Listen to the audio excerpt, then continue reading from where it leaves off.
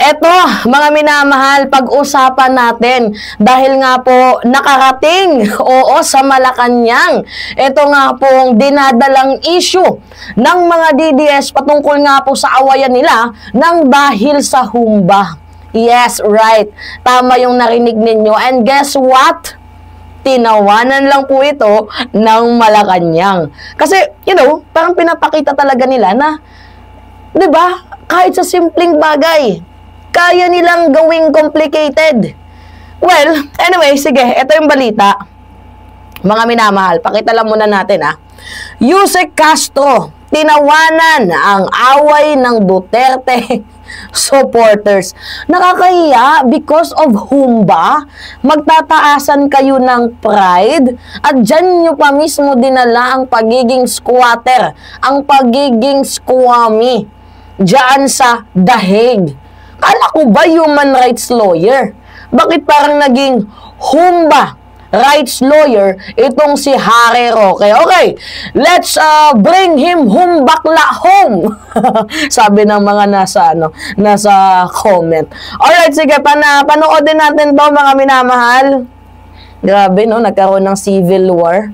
DDS sa DDS because of humba. Siguro ata mga minamahal, pinagsisisihan na nila yung ginawa nilang away doon sa The Hague, doon sa the Netherlands because of humba. Actually, hindi about humba din yung pinag-aawayan nila, madami pa.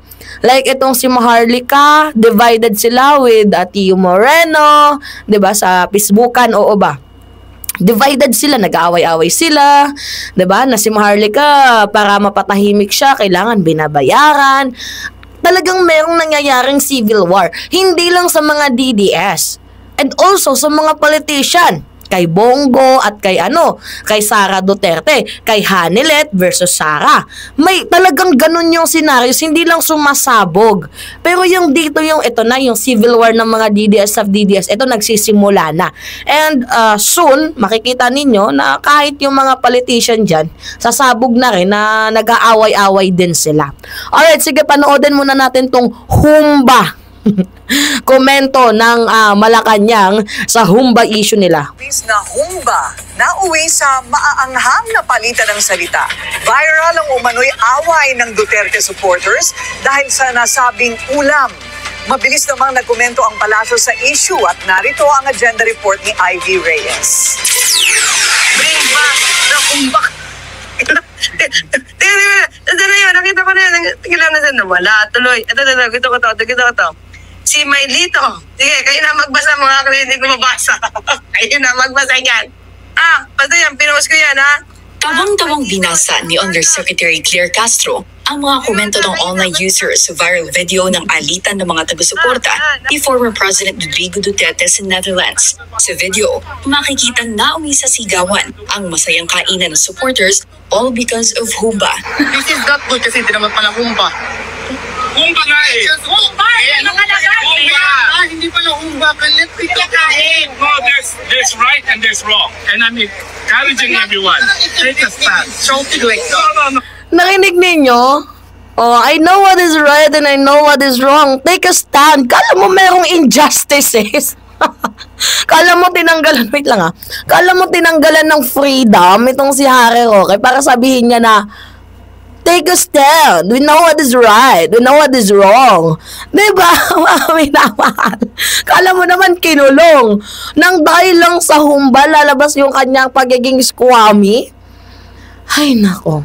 Human rights lawyer. Tapos, real quick.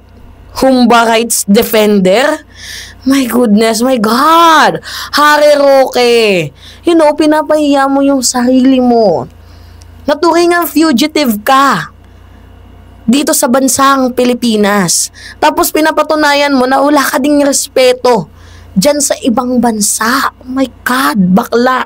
Base sa video, ang nag-ambag ng humba, tina nagre-reklamo na kumain ito si former presidential spokesperson Harry Roque. Ayon kay Yusek Castro, ito ang dapat pinag-uusapan ng umano'y kulto ng Duterte supporters at hindi siya. The real color, the true color of Atty. Harry Roque is being manifested because of the humba. Oh, may humba. Kinakain mo daw yung humba nila. Kinakain na Tony Roque yung humba. May spaghetti. At pati spaghetti. Mami, can I pay for the whole humba? Ayun na. Yun na. Nasaktan na. Nang tumaas ang tensyon, nag-offer ng magbayad si Roque dahil nasisira raw ang kanilang samahan ng dahil lang sa pagkain. Ani Roque, he was blasphemed. Ayon kay Yusek Castro, na-offend daw agad si Roque. Pero siya raw itong tumatawag ng bangag sa presidente. Dagdag ng Palace Press Officer, nakakahiya na sa Netherlands pa nangyari ang alitan na ito. Ayan tuloy.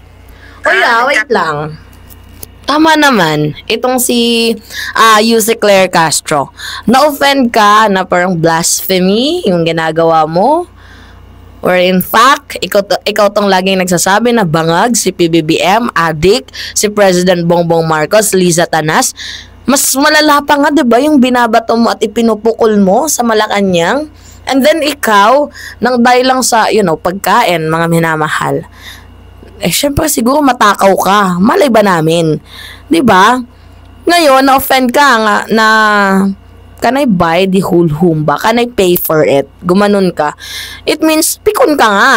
'Di ba? So, yung pagiging pikon mo, ang taas ng double standard talaga nila. My goodness, mga minamahal. Tingnan nyo pag sila ang namimikon sa presidente, kasi di sila pinapatulan ni PBBM kaya ang dami nilang sinasabi. Hindi sila pinatulan ng presidente and also hindi sila pinatulan ni First Lady Liza Araneta Marcos. Hindi sila pinatulan. Gets ninyo? Ngayon na hindi sila pinatulan na daming hanash. Ngayon na sila naman tong nag-aaway-away, tingnan ninyo. Sa simpleng bagay, ginawa pa nilang komplikado. Diba? See, ayaw nyo na inuurat kayo na in the first place, kayo din naman yung nang-uurat. Gets ninyo, mga minamahal? Oh my goodness, nakakaloka. Diba? Continue. Tuloy kayo, nagkakalat kayo. Dahil sa humba. Sa dulo ng kanyang personal vlog, may nagustuhan pang comment si Yusek Castro. Ito na, ang ganda nito, gusto ko to. Juanito Escarpe, humbaloslos. I like that word, humbaloslos, ha? Love that, Juanito Escarpe, humbaloslos. Ito, sabi ni DP Syndicate, sinorba ng lumba, ang lumba. Sinorba? Lumba. Sinorba. Tingnan na lang pamamasa mo, kayo magbasa nito, sinorba ng lumba ang lumba sa daig. Matapos mag-viral, nagsalita ang isa sa mga nasa video na si Alvin Sarzate. Hindi naman daw humba, kundi politikal na diskusyon ang dahilan ng kanilang hindi pagkakaunawaan. Sa ngayon, wala pang pahayag si Roque tungkol sa viral video. Para sa agenda. Oh my God! I think they're having a trouble sa loob ng circle ng mga DDS. And I know where it's coming from. From Maharlika. Yan yung simula ng away nila, to be honest. So, nagkakaroon ng civil war dyan sa mga DDS. And hindi lang naman yung mga DDS nagkakaroon ng civil war. And also the politicos.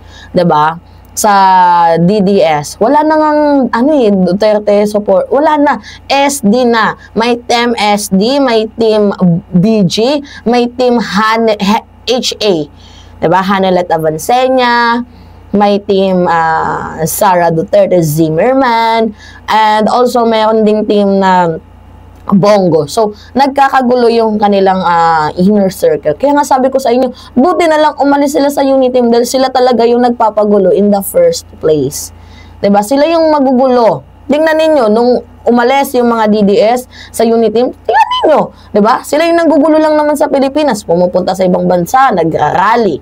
Kung ano-ano yung sinasabi, bangag adik. Diba? Ang daming mga hanash. To be honest, mga minamahal, sobrang dami nilang hanash. Like, matatawa ka na lang. Oh my God. Diba? Ito ba yung nakakadiri? Ew. Yun lang yung masasabi ko. Alright, mga minamahal kayo. Humba, chinurba ng humba ang humbakla. Alright, mga minamahal kayo. Ano yung masasabi ninyo? Anyway, sige. Pahingi lang ako ng comments. Yan, comments, likes, and share, mga minamahal. And also, don't forget to click the subscribe and hit nyo always ang notification bell para lagi kayong na-update sa mga video na ina-upload natin. Yun lamang po at ingat, mga kababayan.